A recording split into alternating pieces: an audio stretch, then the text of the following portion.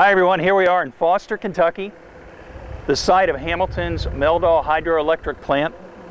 And when we were last here with you, this was a huge hole.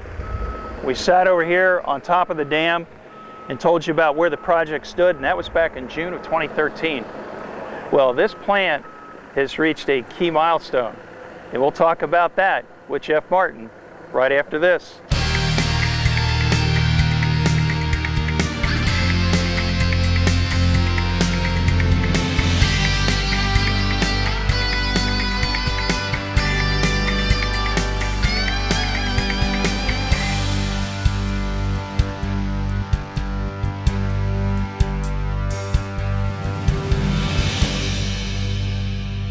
Jeff, how you doing? Hi, Mark.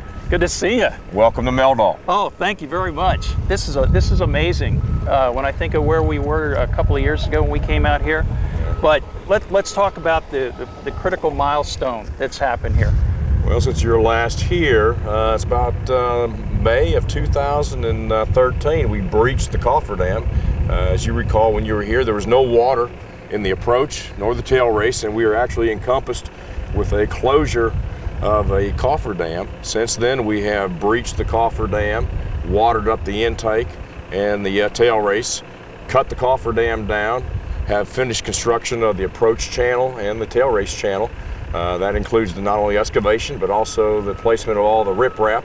As you see here on the sides of the slopes, we have riprap that continues on down to the water line, underneath the water line, covering the entire approach and tail race channels and back up on the other side of the slope. Big milestones. As of October 18th, the first unit of Meldahl was synchronized to the grid. So that was a big day for us. There's a total of 3 units. The second unit is in its wet commissioning phase right now. We're anticipating this Wednesday of possibly synchronizing it to the grid for the first time. So we'll have 2 out of 3 units synchronized to the grid. And then the third unit will be coming shortly after that. It's still under its dry commissioning work, doing some construction to commissioning handoff work between the contractor and Voith, the equipment manufacturer, and we'll be soon putting it through its wet commissioning paces also. So if you'd like, we can take a look inside the plant and give you a look-see what's going on there. Love to. All right. Let's do it. All right, let's do it. We'll take a look at the approach channel here on this side. We'll take a quick look at it from this vantage, from above it. Basically, all your flow is directed from the Ohio River through this approach channel. And as we get down the deck, we'll show where it enters into the facility itself and then discharges to the tail race directly behind us. Normal differential head between the upper and lower pools is 30 foot. However, that is varying throughout the year, depending on if it's a rainy season or a dry season. It may increase through very heavy rains, or I should say decrease. The head will decrease through heavy rains and increase through very dry periods. We are a run-of-the-river facility, so basically we get the flow the Corps has in excess of. First priority for the river is navigation and commerce, and then what they have available to give us, that is in addition to the necessary water for moving barge traffic up and down the river through the locks, we go ahead and divert here through the plant. So it's a coordination every few hours with the Corps to see what they have available for us and what we can generate. And that generation will fluctuate based on the flow that they are able to divert to the plant. The scale is just massive. This is a portion that we couldn't even be on when we were down here a couple of years ago. Yeah. Typically, you're going to see we have 3 units. The generation capacity is right around 105 megawatts. When we're generating at that capacity, we'll be flowing in the neighborhood of probably 60,000 CFS. That's 60,000 cubic feet per second. So that kind of puts quantifies the amount of water that we're actually using to generate at 105 megawatts. We've been very fortunate. The first unit that we commissioned and synchronized has been performing very, very well. We're actually in a 30-day trial run, and we're actually generating on an average here in the last week or so right around 36, 37 megawatts. It's amazing. Yeah. It's pretty cool. It's got to be a good feeling. Yes, it is. It's a lot of hard work, a lot of committed, dedicated people to make it happen. Well, let's go down on the deck. Yep, let's head this way. The equipment you see on the approach side of the deck this is a trash rake for keeping our screens, our intake screens clean. And then the orange piece of equipment to my right is a log grabber for removing big logs, big debris from the intake area. The Ohio River is a very dirty river. It picks up a lot of trash, so trash is a constant battle. It'll be something that our operators have to deal with on a continuum. That's the Wason Gate. The Wason Gate? You ever heard of the Wason Gate?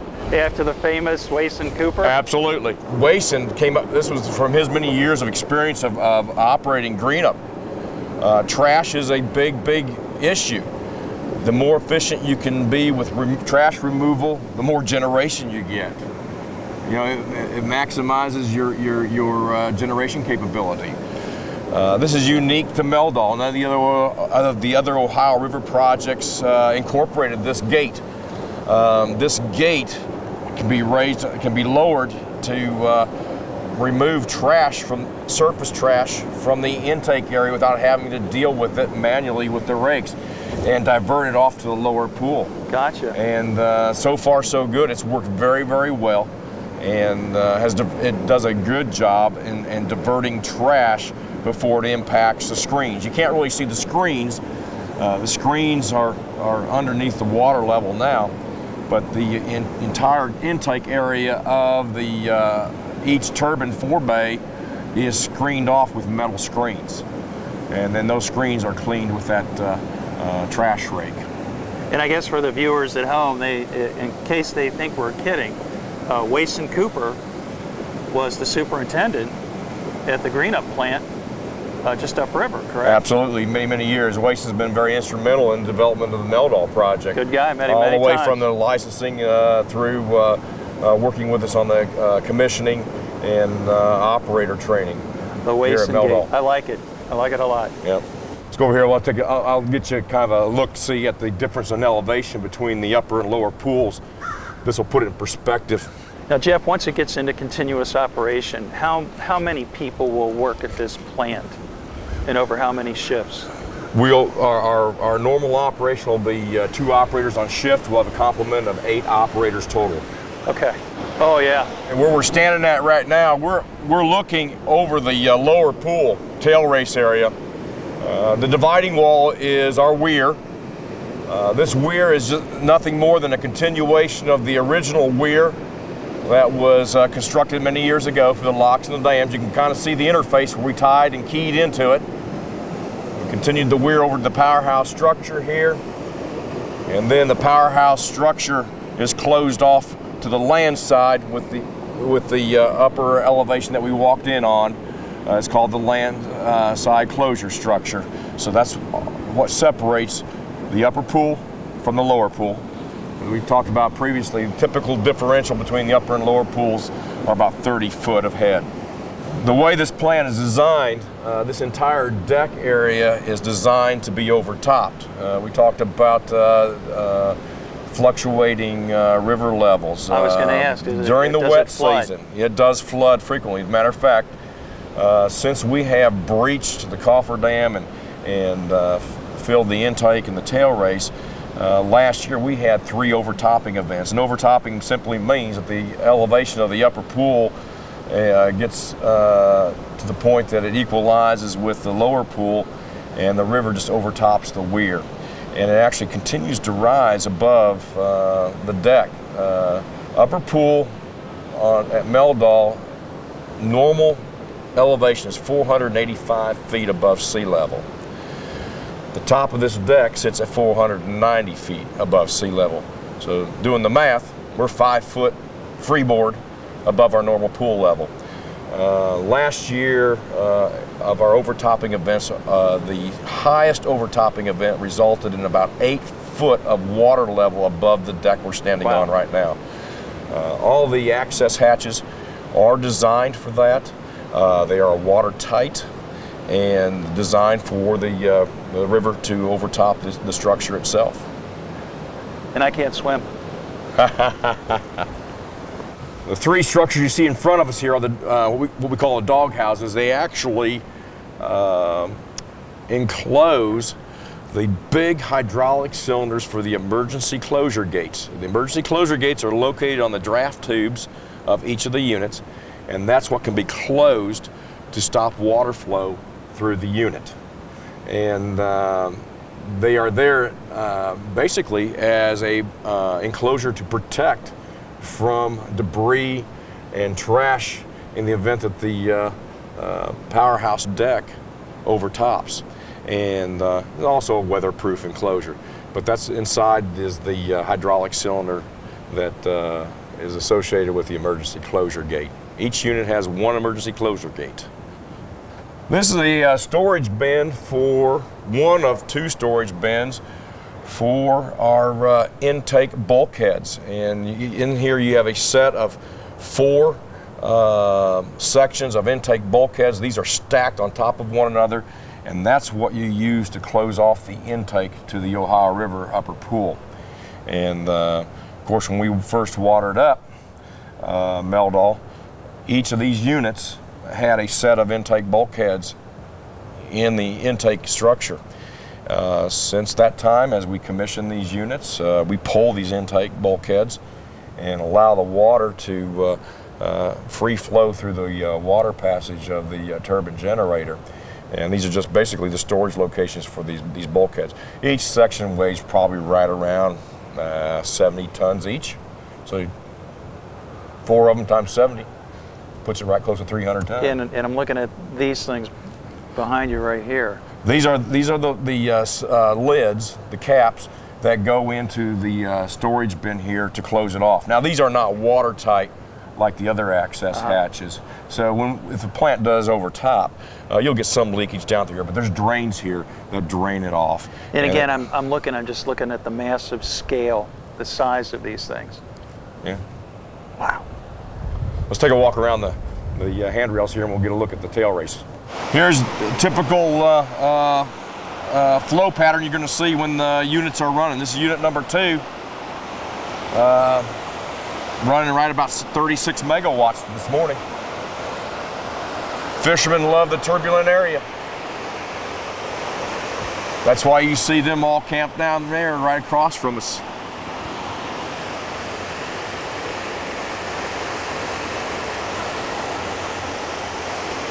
Straight out in front of us, you'll see a better look at the fishing pier that was constructed as part of the recreation facility for Meldahl. Let's go ahead and go on in the plant. Okay. We're in the heart of it all. This is the plant control room where the plant control system resides. And the operators can operate all the units and all the supporting equipment from this control room. The folks you have here now are the voice commissioning people that are commissioning the units. Just impressive. Yes, it is. Very much. We'll walk out here to the turbine generator access floor. Turbine generator access floor.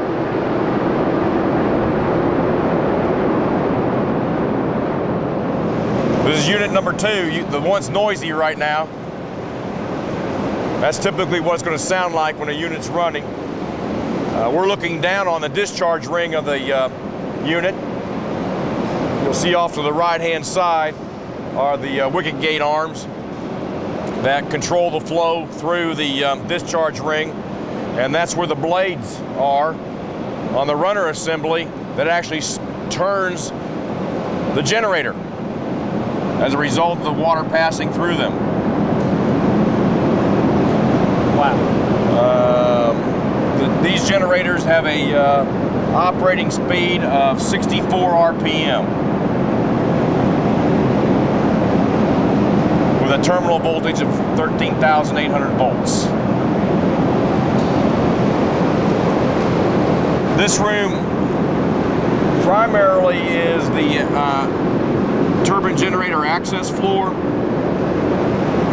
We have 480 volt motor control center on this floor. All the governor high pressure units are located on this floor.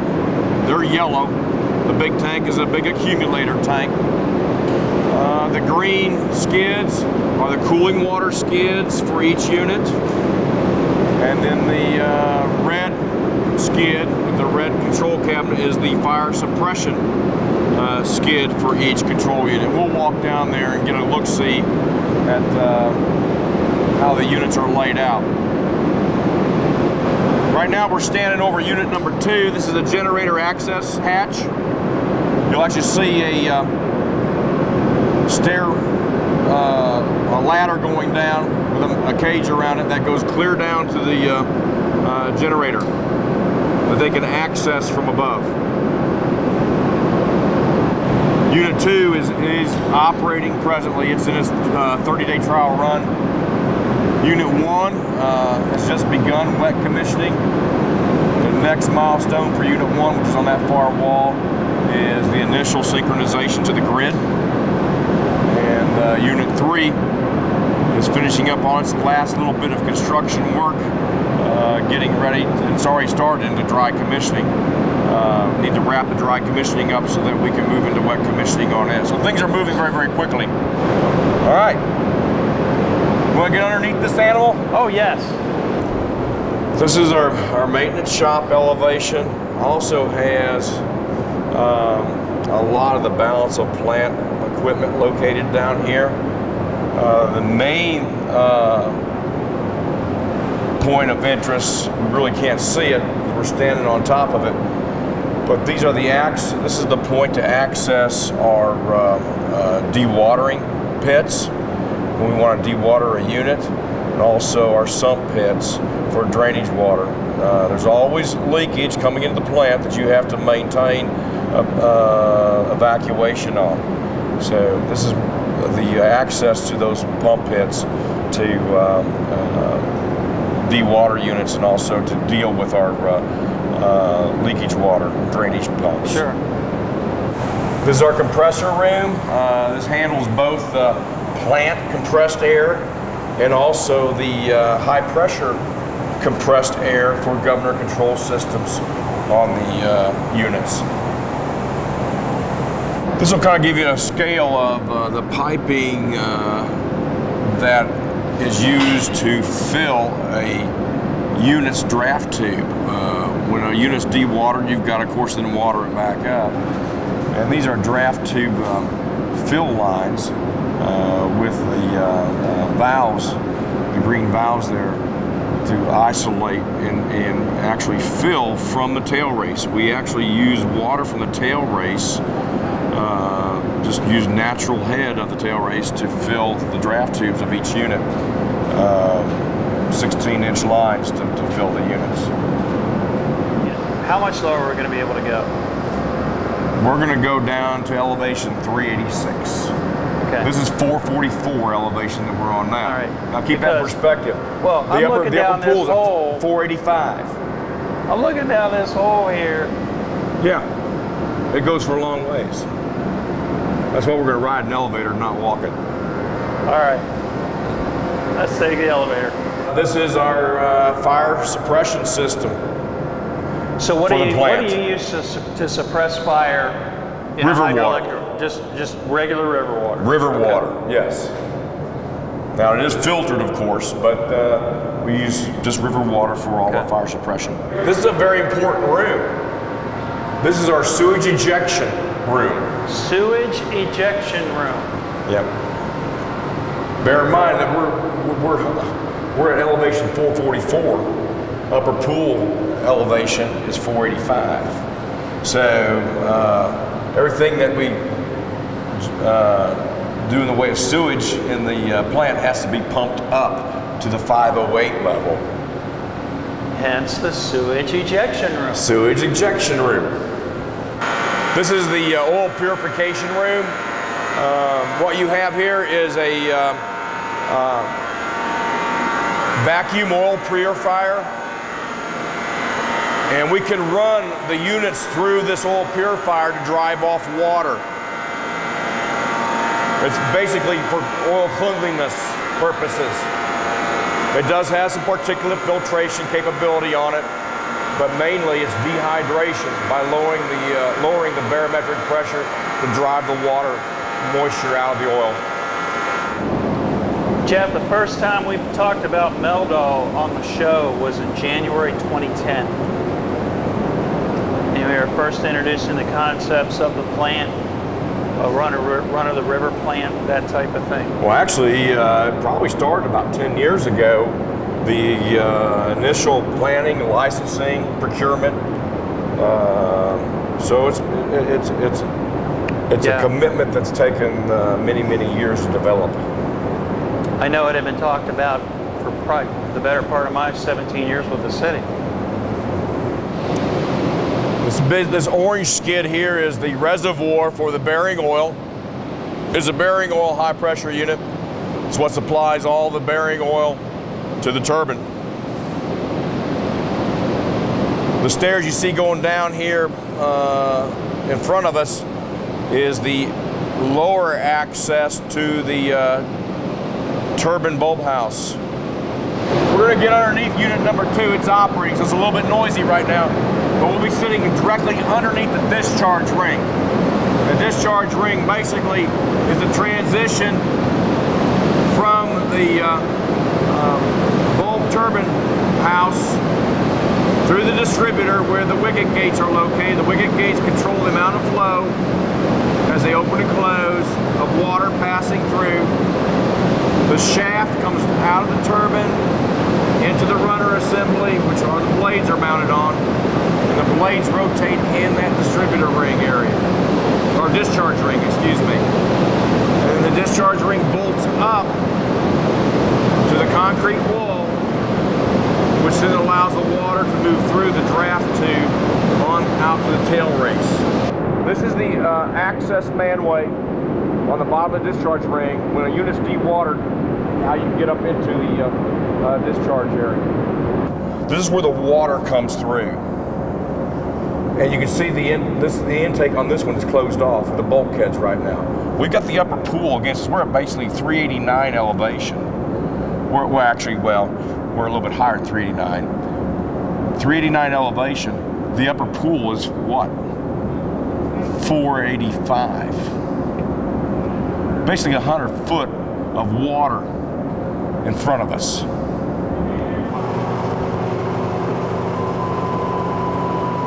There's a fishing pier.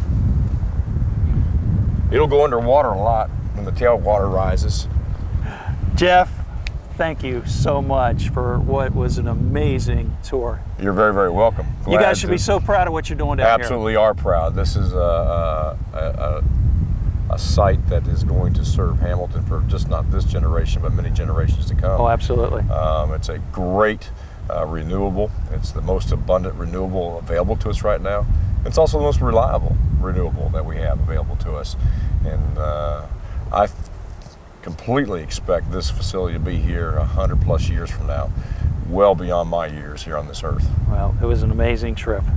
Thank you so much. You're very, very welcome. And of course, you know, now I could take off that personal protection equipment because you know how I am about my hair. But anyway, that's going to do it for us here at Meldahl. And I want to thank you for watching TV Hamilton, hometown television with a personal touch. I'm Mark Murray, and I'll see you around town.